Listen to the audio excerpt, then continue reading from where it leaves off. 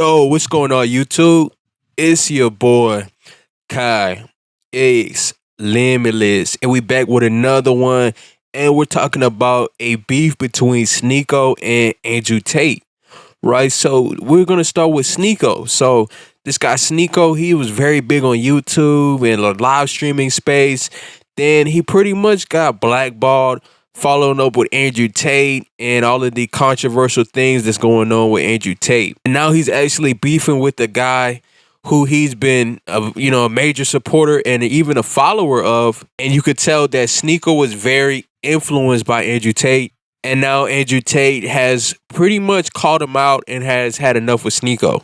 So let's see this clip from Sneako, and I'll reply to it. By Andrew's logic, white supremacists are totally right. He should be kicked out of Romania. You see how stupid that is? Like, why is Andrew trying to be a white supremacist now when he's black? Andrew Tate would be deported from Romania following white supremacist logic, but he's like, I'm on your side. No, you're not. You're literally not on their side. Like, what? Bro, like, what is he talking about? That don't make no sense. Like, really? Right, bro. That don't make no sense. He's black, bro. He's black too. You're right. One sec. Let me get rid of that. Bam, bam. You're right. I am black. Real. And yeah, I'd love to get deported out of this. It kept me here for 3 years. Been stuck here. Wish they would deport me. If Romania wanted to keep Romania 100% Romanian, then I shouldn't be here. Because I keep having kids with Romanian women. 100%.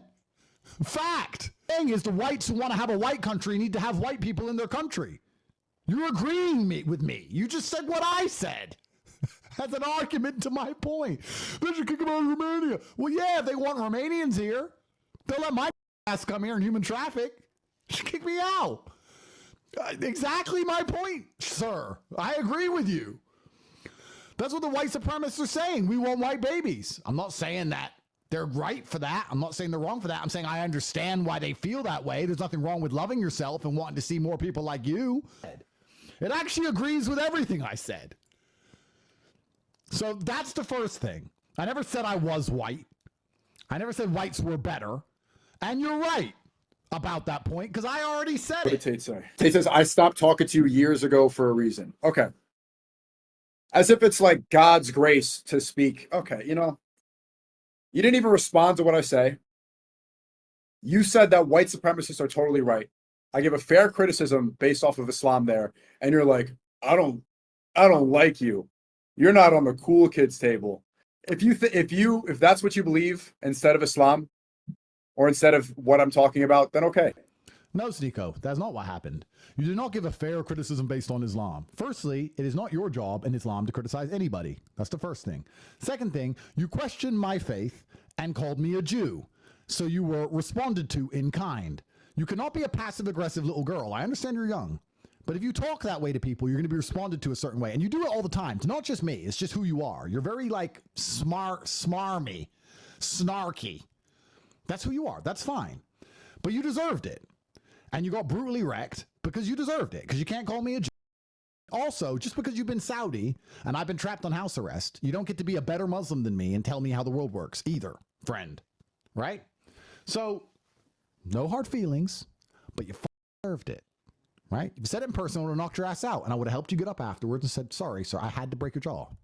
Sometimes things just happen. So Sneako makes a response and says that, he was one of Tate's biggest supporters and he lost so much following Tate and being down with the Tate brothers. And he calls out Andrew Tate for not being a good Muslim, not being a good example for men and everything like that. I have to point out the obvious. There's clearly been some sort of anger, some sort of jealousy, or perhaps some sort of emotional attachment to whatever. Because I have been publicly defending Andrew Tate. Everybody has seen it relentlessly for years, to the point where it was a meme, where I was taking hits on my own reputation, to where people were making fun, oh, you're glazing, Taco, all this stuff. When they were in jail, do you know the amount of people that I had to debate, the amount of people that I had to go against defending your case? Never heard a word of thanks, never heard a word of consolation. That's fine. The truth is more important. I don't need to get approval. I don't care. If there's something incorrect happening to one of my brothers, I'm going to go and speak up for them. But very clear what everybody sees. You have not acknowledged any of that. You've never said a word of anything positive. The first time you speak about me is negative and trying to tear down what I've brought, to try to tear down my career. In fact, you said that you were going to end my career, that you want to end everything that I've built. That's the first acknowledgement from the person, probably the most famous person in my generation by far, who's the day one when you got locked up. It was me. You're innocent. This is incorrect. This is unjust. The only one. In fact, I think I deserve credit for helping your reputation with Gen Z. Who else was really saying this? I mean, I love Aiden, and I think you've been disrespectful to Aiden as well, but a lot of people were quiet. A lot of people didn't say a word because they didn't want to risk their reputation in case that you were actually guilty. But I was there. And then the first time you say anything is, you're gay, I stopped talking to you for a reason. People see through this. People see through this. It doesn't bother me. It doesn't bother my community, the audience, but people are going to see through this, and it's going to damage your reputation as the beacon of truth, the beacon of masculinity. You're like, what? Wait, what about brotherhood? What about loyalty? What about truth? What did Sneako even say to make you this upset? What did Sneako say to trigger you to diss him publicly and then make a whole stream correcting him and threatening to, saying you want to fight, saying you want to end my career, to be boastful and prideful? In fact, the arrogance that everybody is seeing from this is proof that maybe people are going to start looking in different directions. If you want to keep the brand of Top G, you cannot hold on to this arrogance and pride that you so clearly have. And I'm not saying this is disrespect, but it's become evident to a lot of people. Because real masculinity is not being boastful. Real masculinity is not being prideful. Real masculinity is not flashiness and cars and look how strong and rich I am. Money does not make your masculinity. In fact, it's the opposite. Being humble, being respectful, being generous, being kind. All these attributes that you don't really speak about it, you do touch on them sometimes, but that's what really makes a real man.